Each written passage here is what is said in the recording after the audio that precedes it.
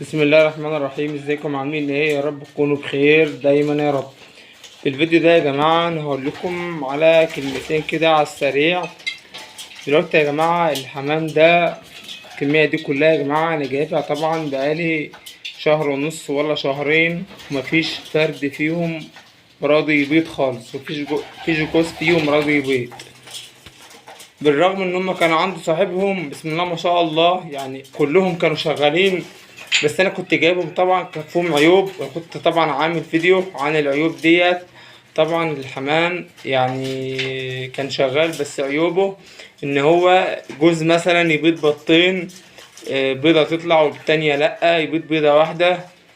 يعني ايه؟ كده يعني.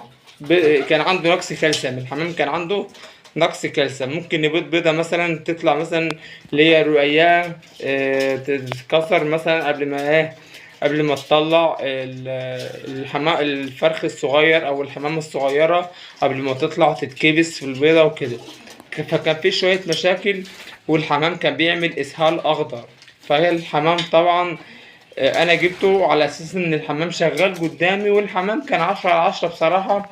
هو حمام كله زاجل ومفيهوش اي مشكلة خالص.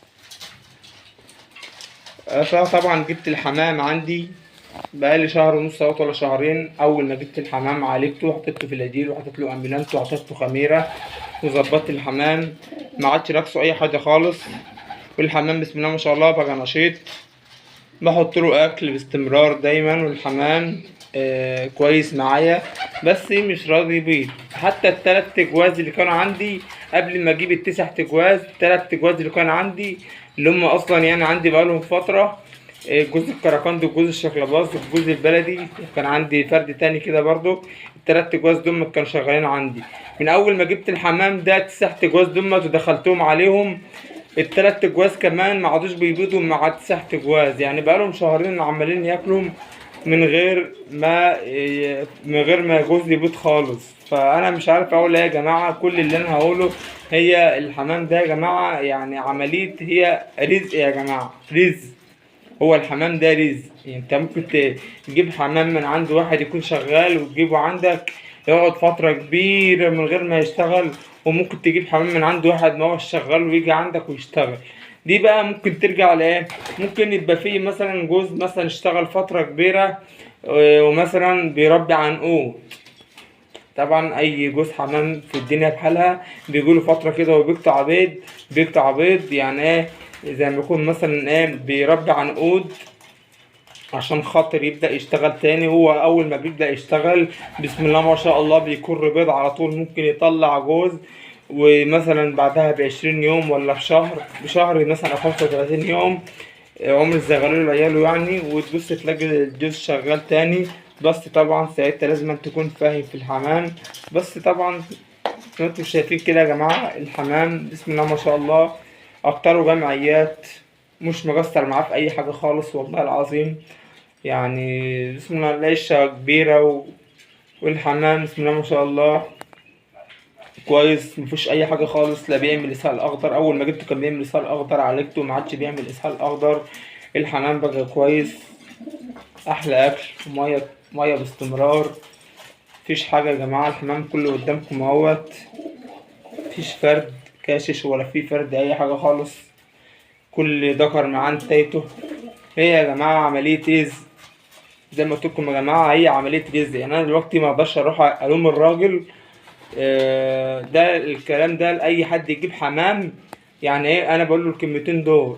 انا ما اقدرش، انا دلوقتي حاليا جبت الحمام من الراجل، ما اقدرش اروح الومه واقول له الحمام ما اشتغلش، لان انا جايب الحمام من عنده قدامي والحمام كان بايظ، والحمام كان تحته زغاليل. يعني مثلا حتى ولو تحته زغلول انا جايبه على ايه؟ انا شايف الحمام قدامي اللي بايض بيضه واللي مطلع زغلول واللي بايض بطين، مثلا واحده طلعت والتانيه ما طلعتش، بس الحمام شغال قدامي.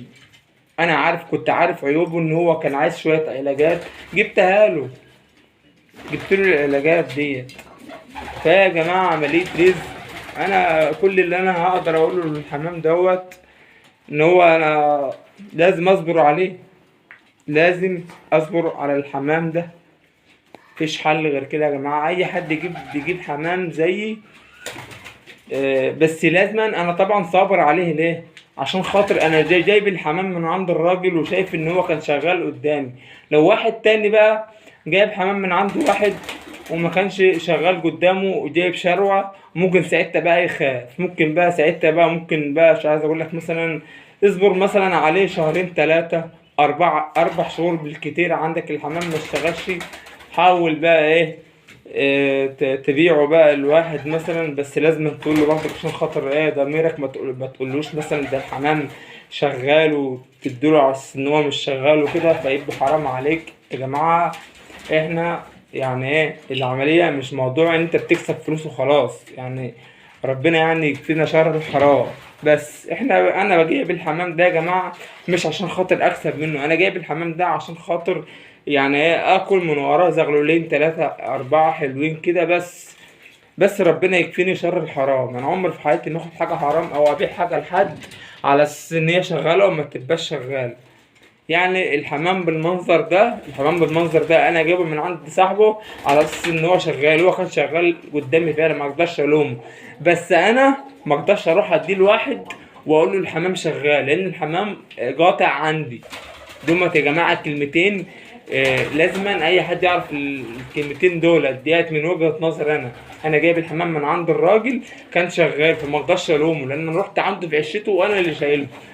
فانا ما اقدرش اجيب واحد يجي يشتري الحمام من عندي واقول له والله ده الحمام شغال، ده الحمام لا، الحمام دلوقتي حاليا قاطع بيض، ما ينفعش ان انا اديله على اساس ان هو شغال، هيبقى حرام عليا انا اللي هشيل الذنب.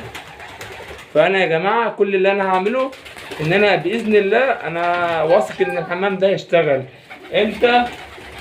امتى انا مش عارف، انا لازم انا اصبر على الحمام ده وان شاء الله انا واثق ان هو هيشتغل.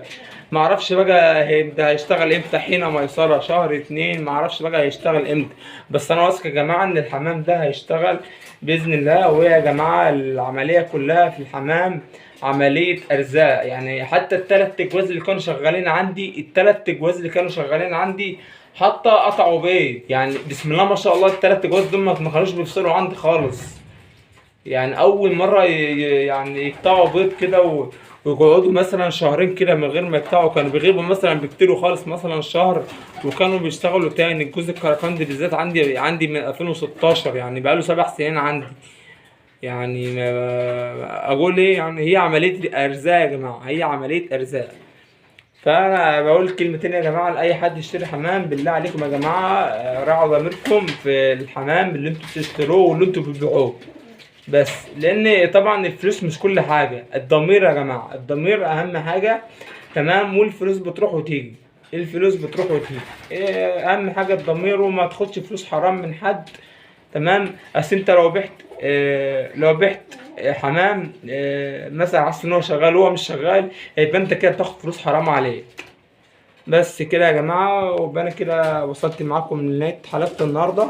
بالله عليكم يا جماعة اللي شاهد الفيديو لحد دلوقتي واللي عجبه محتوى الفيديو يا ريت يشترك في القناة ويفعل زر الجرس عشان إن أنا أنزل أي فيديو يجيله شعار بيه يا جماعة. بالله عليكم يعني لو واحد مثلا مشترك في القناة ومش مفعل زر الجرس أكيد مش هيجيله شعارات. لازم تتأكد ان انت مفعل الجرس. لو انت مثلا بتتك على الاشعارات ومثلا مش ما بيجيلكش اشعارات برضك، الغي الاشتراك وحاول تشترك تاني وتفعل زر الجرس عشان خاطر تتأكد ان انت هيجيلك اشعارات. واللايك يا جماعة بالله عليكم، اللايك تأكد يا جماعة بالله عليك مش هتخسر حاجة اللي انت تعمل لايك. اللايك عندي اهم من الاشتراك ذات نفسه، لان اللايك بيخلي الفيديو ينتشر على اليوتيوب ويخلي اكبر عدد من الناس اللي هم شاهدوا الفيديو بتاعي. والسلام عليكم ورحمة الله وبركاته.